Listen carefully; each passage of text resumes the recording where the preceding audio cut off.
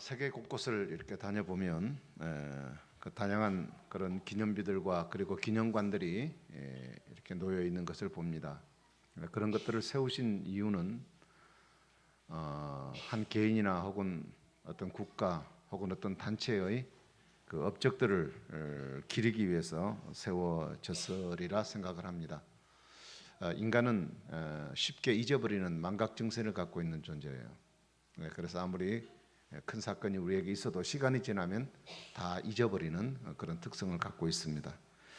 그래서 이런 어떤 사건이 있을 때마다 기념탑이나 혹은 이런 비문들을 새겨놓고 오랫동안 사람들이 기억하게 만들고 이것을 역사적인 사건으로 받아들여야 역사 속에 오늘 우리들에게 어떤 교훈을 주는가를 생각하게 만드는 의미를 갖고 있습니다.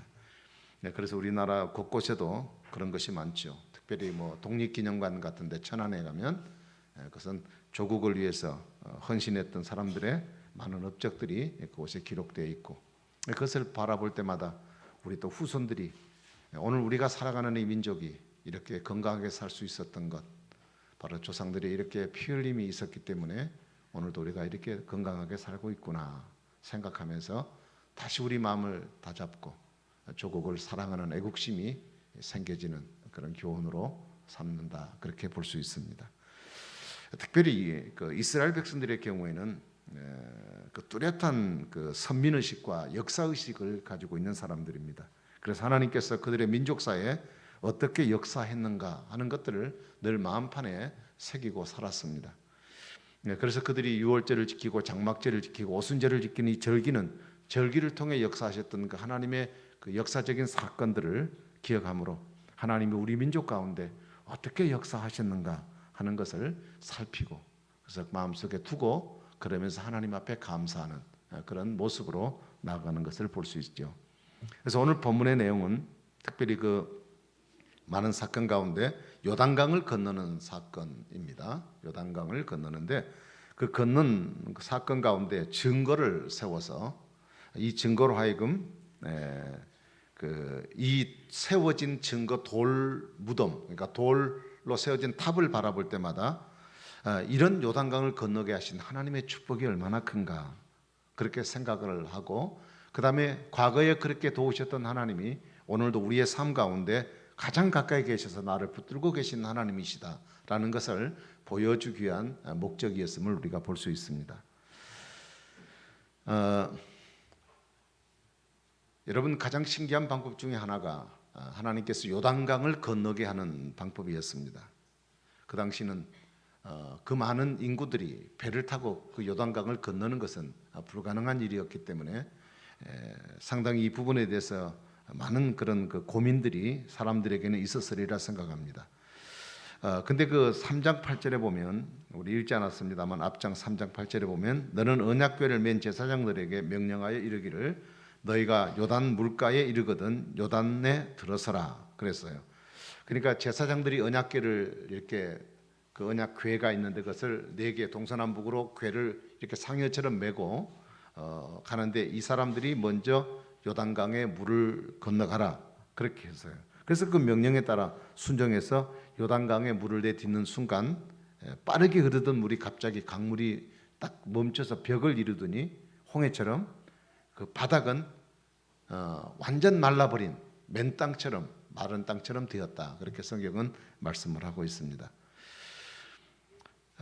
여러분 이 요단강을 건너는 일 굉장한 일입니다. 이스라엘 백성들에게는. 왜냐하면 그동안 40년 동안 애굽에서 나와가지고 광야의 고통과 어려움의 시간들을 보내는 그 모든 수고가 다 마무리되는 순간이 요단강을 건너요.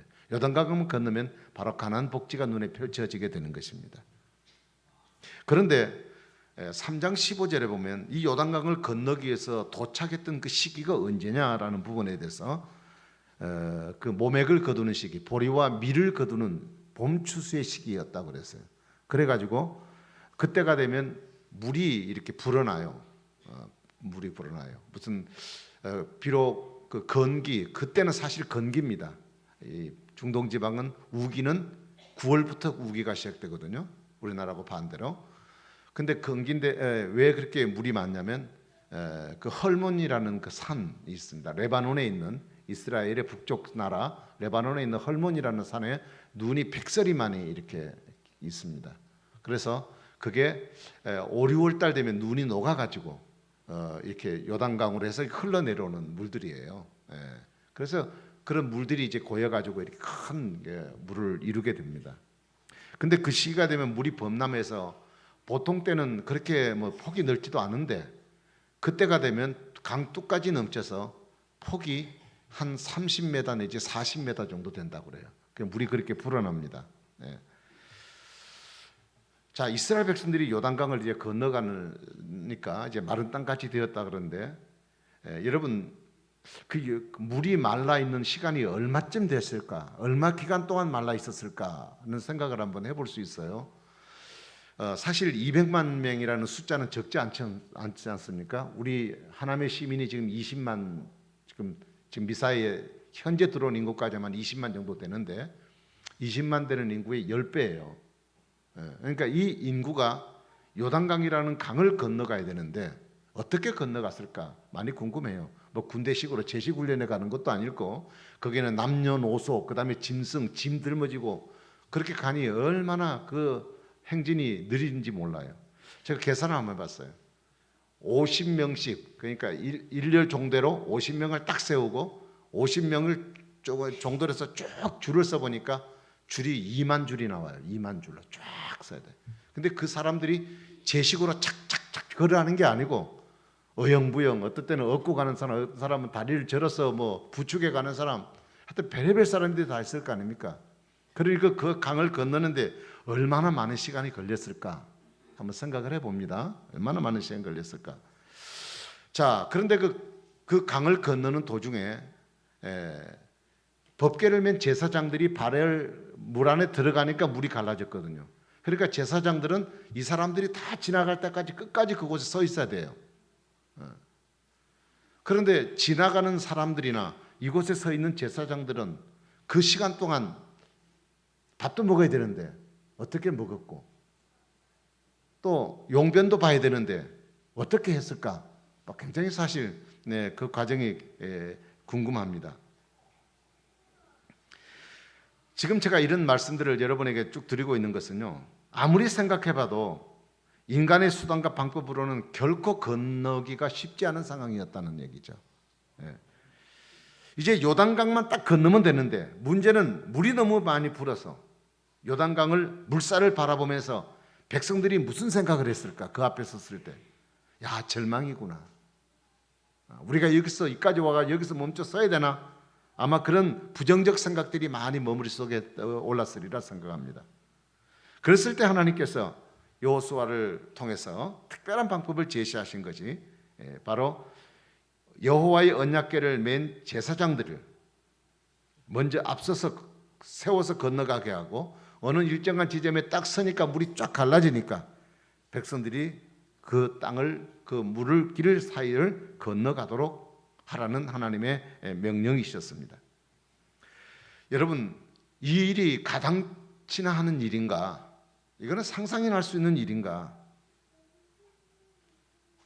아마 그 시간 요단강을 건너가고 있는 그 백성들조차도 사람들조차도 지금 우리가 어디를 가고 있는가?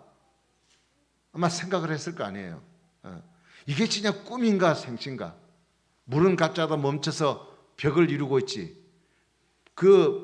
원래 제가 그 요단강 쪽을 가보니까 이 뻘이에요. 뻘. 밑이 바닥이 뻘이에요. 근데 그것이 마른 땅처럼 되었다 그랬으니까 건너면서 지금 우리가 어디로 가고 있는지, 이게 지금 생신지 꿈인지 그들 자체도 그것을 깨닫지 못하고 실감이 나지 않는 상황을 지금 연출하고 있습니다. 자, 그런데 그 백성들이 요단을 건너는 동안에 언약궤를 맨 제사장들은 그 무거운 언약궤를 메고 그 사람들이 다 지날 때까지 꼼짝없이 그 자리를 서 있습니다.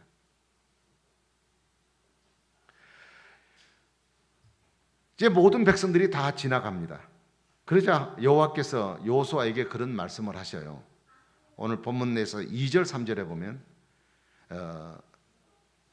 너희 사람들 가운데서 12지파가 있는데 한 사람씩 한 지파에 한 사람씩 그 12사람을 택해서 제사장이 서 있는 그곳에 돌 12개를 빼내어서 메고 너희들이 잠잘 곳으로 가지고 가라 이렇게 얘기를 하셔요. 자, 그런데 그것이 9절에 보니까 그 요단 가운데 언약궤를 맨 제사장들의 발이 선 곳에 12의 돌을 세웠더니 오늘까지 있더라 이런 말씀이 있습니다. 자, 보십시오. 자, 그 많은 사람들이 건너는 동안 언약궤를 맨 제사장들이 요단강 가운데 꼼짝하지 않고 서 있는데 각 지파들이 그 지파의 대표들이 어깨에 큰 무거운 돌을 짊어지고 유사갈 진영으로 지금 돌아가라. 그래서 지금 돌아갔단 말이죠. 하나님이 지금 무슨 생각하고 이 일을 행하실까? 혼자 가기도 힘든 상황에 그리고 빨리 지나가야 되잖아요. 물이 혹시 합쳐지면 어떻게 해요? 이 바쁜 시간에 왜 이 일을 주님이 하라고 하셨을까?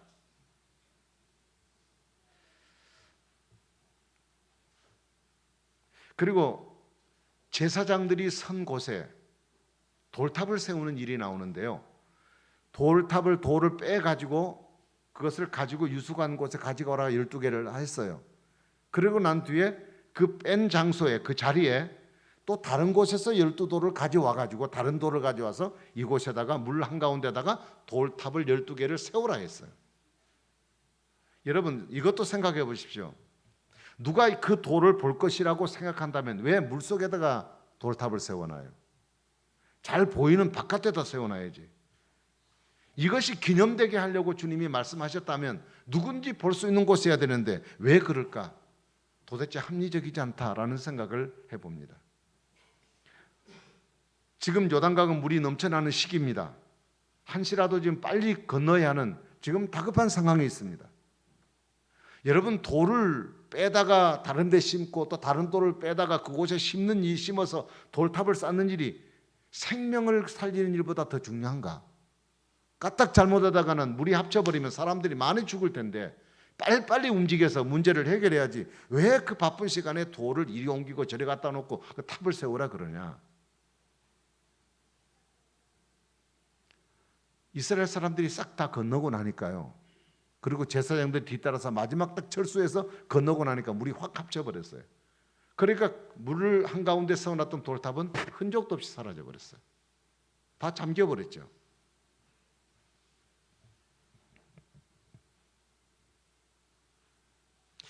여러분 이 돌들이 도대체 왜 하나님이 그곳에 세우라 했을까? 우리는 그 상황이 사실 이해가 되지 않습니다. 그러나 결론부터 말씀드린다면 하나님은 어떤 일을 하시든지 반드시 그 일에 일하시는 그 부분에는 충분한 이유가 있어서 그 일을 하신다는 거예요. 우리 입장에서는 그게 무슨 이유 때문인지 잘 모르지만 하나님은 이유를 갖고 일을 하신다는 거예요. 그래서 우리는 하나님이 하신 일에 대해서 생각을 할 때 그 이유를 알려고 하거나 이해하려고 생각을 해서는 안 된다는 겁니다. 다시 말씀드리면 신앙이라고 하는 것은 이해해서 믿는 것이 아니라 하나님은 모든 것을 할 수 있다는 전능적인 하나님을 믿는 믿음을 가지고 이 일들을 시행할 때 그 과정 속에 하나님이 이 일을 왜 하셨는지를 알게 되는 것입니다. 그러므로 하나님이 하시는 모든 일은 무조건 우리는 아멘으로 받아들이는 거죠. 하나님이 하신 일에 아멘으로 받지 않고 내 자신으로 이해하려고 생각을 한다면 우리는 그 문제들이 우리에게 항상 문제가 되고 시험거리로 남아있게 될 것입니다. 하나님은 생명을 다투는 이 다급하고 이 중요한 시간에 이런 일을 아무 이유 없이 사람들에게 괜히 고생시키려고 그 일을 하게 하신 것은 결코 아니라는 거예요. 자, 오늘 본문 6절, 7절 한번 같이 읽어보겠습니다. 같이 한번 읽어보시죠. 6절과 7절입니다. 시작. 이것이 너희 중에 표징이 되리라. 후일에 너희의 자손들이 물어 이르되 이 돌들은 무슨 뜻이냐 하거든 그들에게 이르기를 요단 물이 여호와의 언약궤 앞에서 끊어졌나니 곧 언약궤가 요단을 건널 때 요단 물이 끊어졌으므로 이 돌들이 이스라엘 자손에게 영원히 기념이 되리라 하라 하니라. 아멘.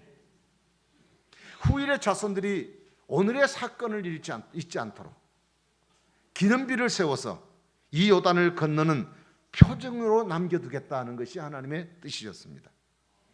하나님과 이스라엘 백성 사이에 맺은 언약입니다. 하나님의 언약은 항상 일방적이세요. 언약을 세워서 그 돌을 세우게 만든 것은 그 일들을 기념하는 것입니다. 잊지 말고 그것을 바라볼 때마다 요단을 걷는 이 기적을 항상 백성들이 기억해야 된다는 얘기예요.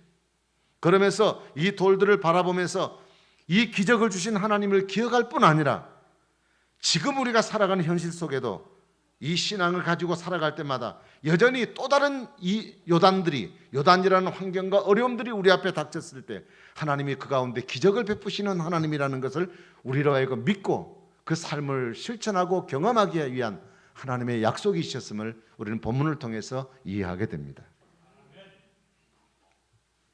그런데 이 돌들을 가져다가 하룻밤을 자기 유숙하는 곳에다가 두라고 말씀하신 이유가 있다면 그것은 백성들이 하나님께서 자기들에게 행하신 일들을 생각하게 하고 그리고 각 지파마다 그 돌 하나씩 줬잖아요. 그 큰 돌 하나씩 있는 것 그 위에다가 어떤 말을 새겨서 그것을 우리가 돌탑을 쌓을 것인가를 밤새도록 생각하게 하시려고 하는 것입니다.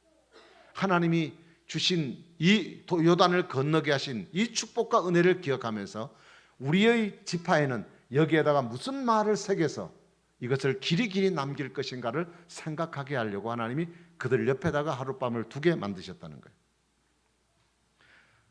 또 언약궤를 맨 제사장들이 선 그 요단 물속에 그들을 돌들을 또 가져다가 또 세운 이유는 우리 사람은 늘 잊어버리는 그리고 배은망덕하는 이런 악한 습성들이 있기 때문에 이걸 잘 아신 하나님이 백성들에게 우리를 구원해 주신 장소, 우리에게 기적을 베풀어 주신 그 장소를 그들이 기억하게 하려고 요단강 안에다가 돌탑을 세우게 하셨다는 것입니다. 자, 제사장들의 발이 선 곳에서 돌들을 취해서 각 지파들마다 12돌을 한둘셋 12개를 만들어 가지고 그것을 자기들이 있는 곳에 유숙하다가 그 돌을 다시 길갈이라고 하는 곳에다가 12개의 돌을 쌓아서 탑을 만들었습니다. 그리고 제사장들이 선 그 요단강 바닥에서 빼낸 그 자국에다가 다른 데서 돌을 가져다가 12개를 포개 가지고 탑을 세웠습니다. 이제 물이 범람할 때가 지나가서 건기가 되어지니까 물이 쫙 빠져요. 그러면서 거의 바닥이 다 보일 쯤 되니까 그 12돌의 모습이 그 자리에서 딱 나타나는 것입니다. 자, 그것을 보므로 이스라엘 백성들이 고단한 인생을 살아갈 때마다 이 12돌을 통해서 하나님이 우리와 함께 하신 하나님이시다. 내 인생의 삶이고 힘이고 능력이다. 이 사실을 백성들의 그것들을 보고 교훈을 받고 힘을 얻도록 하기 위한 하나님의 특별한 섭리가 돌탑을 쌓는 목적이었다는 것을 알 수 있습니다. 여러분, 감사의 원천은 어디 있을까요? 우리는 왜 감사해야 할까요? 크게 두 가지로 대본해 본다면 그리스도의 보혈로 우리가 죄의 유혹과 그리고 형벌로부터 자유함을 받았기 때문입니다. 하나님이 그의 독생자를 보내셔서 우리를 위해 죽게 하시고 영생한 생명을 주신 것은 세상의 그 어떤 것으로도 계산될 수 없는 하나님의 축복입니다. 하늘을 두루마리 삼고 바다를 먹물로 삼아도 그 하나님의 사랑을 다 기록할 수 없는 엄청난 은혜를 우리가 받았습니다. 그렇기 때문에 이 한없는 은혜를 잊지 않기 위해서 하나님께서는 여기에 12돌을 취해서 기념비를 세우라고 말씀하신 겁니다. 우리는 늘 배반해요. 우리는 늘 하나님 앞에서 하나님께 얼굴을 돌리지 못해요. 세상이 좋은 것 있으면 세상 쪽으로 향할 때가 많아요. 그러나 하나님은 한 번도 우리를 버리지 않습니다. 하나님이 우리에게 약속한 그 약속을 한 번도 잊지 않습니다.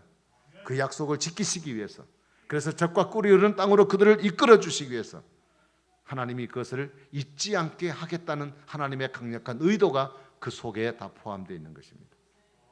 그리고 또한 이 좋으신 하나님을 우리만 알고 우리만 누리는 복으로 끝나지 말고 이 광경들을 지켜보지 못했던 후손들에게 이 사실들을 알려서 하나님을 믿고 사는 축복이 얼마나 큰 것인가를 그들로 하여금 깨달아서 하나님 의지하고 살아가게 하기 위한 목적으로 이 돌을 세우게 된 것입니다. 오늘 우리들의 삶에도 요단을 건너게 하시는 하나님의 은혜가 다 각각에 있는 줄 압니다. 우리의 힘으로 도저히 해결할 수 없는 많은 문제들 속에 하나님은 함께 하셨습니다. 하나님의 도우침 때문에 우리가 수없는 그런 어려움과 위기 속에 살면서도 지금까지 살아서 여기에 존재해 있습니다. 여기까지 오는 동안 복잡하고 불가능한 요단 같은 환경들이 여러분 앞에 딱 버티고 서 있을 때가 많이 있었지만 그것을 건너게 하신 하나님의 은혜가 우리의 삶 속에 두고두고 생각해 보면 한두 건이 아니었음을 발견합니다. 그때마다 우리는 얼마나 감격했고 하나님 은혜가 얼마나 감사하고 그리고 기뻤는가를 우리는 잘 압니다. 여러분, 우리가 가지고 있는 모든 것은 다 하나님의 은혜 때문에 가능합니다. 햇빛도 비도 공기도 산천 초목도 오복과도 하나님이 우리에게 거저 주셨습니다. 사실상 인간의 모든 것은 하나님의 은혜로 살아가는 거예요. 여러분, 하나님의 은혜 없이 유지될 수 있는 게 세상에 있습니까? 우리 대한민국이 한참 잘 나갔죠. 잘 나갈 것 같았습니다. 그러나 지금의 상황은 나라 안팎이 대수술을 하지 않으면 나라가 유지될 수 없는 혼란스경에 빠져 있습니다. 그동안 우리는 얼마나 큰 복을 누리고 살아왔습니까? 세계 속에 조그마한 한국이란 나라가 사람들 속에 모델로 삼고 싶은 나라로 기적을 이루어 살았습니다. 어떤 사람들은 역대 어느 대통령이 정책을 잘 세워서 산업혁명을 이뤘다고 얘기합니다. 그러나 이승만 대통령부터 지금의 대통령까지 임기 말을 보세요. 잘한 것 같았다고 보여졌지만 임기 말을 보니까 얼마나 그 끝이 안 좋아져서 감옥에 들어가고 쫓겨가고 추방당하고 불명예스러운 일들이 얼마나 있습니까? 이런 일을 당할 때마다 우리 국민들이 얼마나 가슴에 상처를 입는지 몰라요. 그래서 성경은 말합니다. 방백을 의지하지 말라고요. 하나님의 전적인 은혜가 없이는 결코 가능하지 않습니다. 우리가 살아 숨쉬는 것조차 마찬가지예요. 제가 이제 우리 장로님이 그저께 제가 어디 밖에 회의가 있어 나갔다가 들어오는 길에 그 소식으로 깜짝 놀랐어요. 우리 장로님들이 다 대체적으로 좀 힘드신 일을 하시니까 그런 얘기했다. 그러면 넘어져서 입원해 갔다 응급실에 갔다는 게 보통 큰 일은 아니거든요, 사실. 뭐 조그마한 일 같으면 뭐 응급실에 가겠습니까? 굉장히 걱정이 사실 되더라고요. 그래서 생각을 해봤어요. 야, 정말 사람은 눈 깜짝할 사이다. 눈 깜짝할 사이다. 금방 어느 한 순간에 그냥 사람이 어떻게 돼버릴지 모르는 그런 상황 속에 살아가요. 내가 건강하고 내가 잘하니까 다 발 딛고 사는 것 같고 뭐 이렇게 저렇게 사는 것 같지만 여러분, 하나님의 은혜 없이 하나님의 은혜의 줄기가 없이는 우리가 살아갈 수 있는 것이 아무것도 없어요. 아무것도.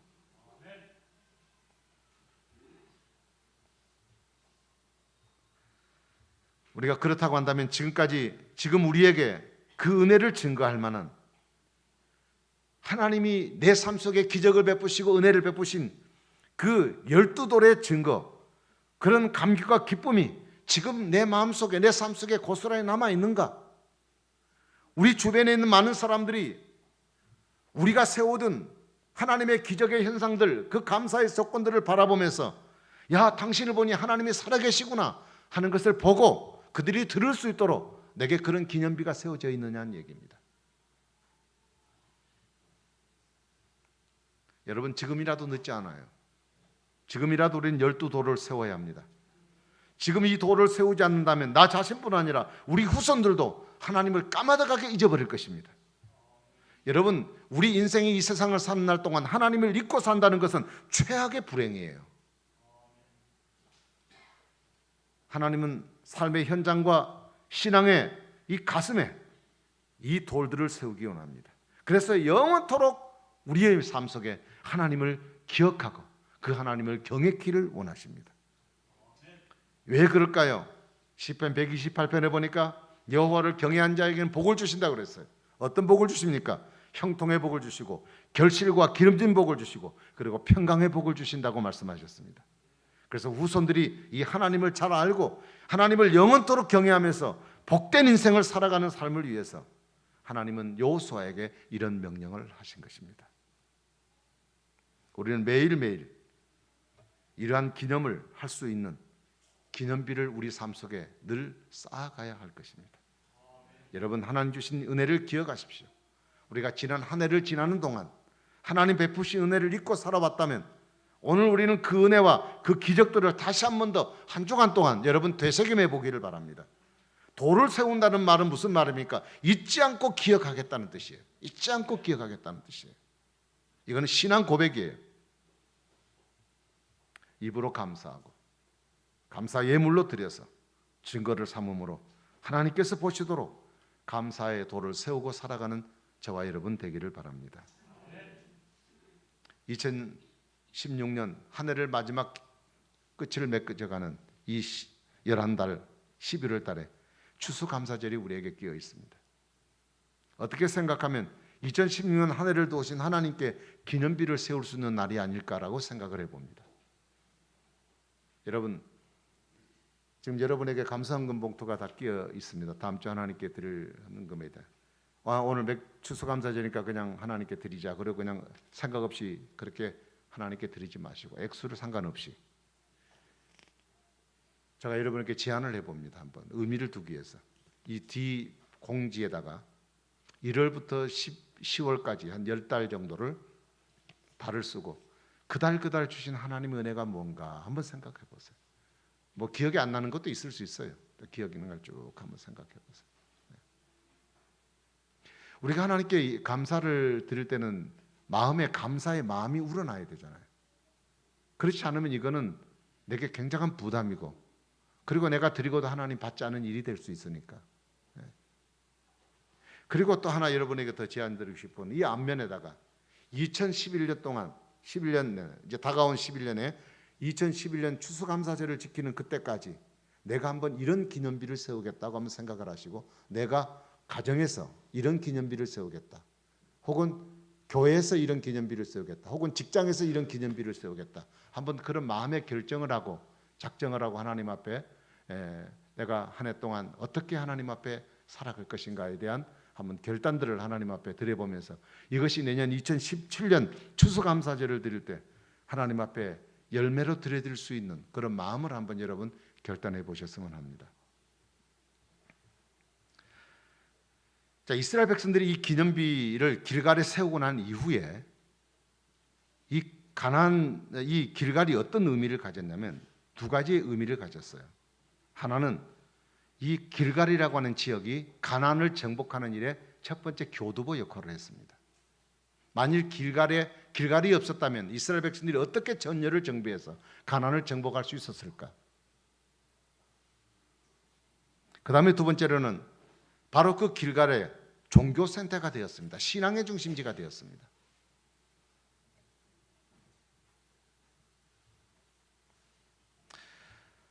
여러분, 하나님은 감사의 돌들을 세울 때 더 많은 요단의 문제들을 해결해 주시는 하나님이십니다.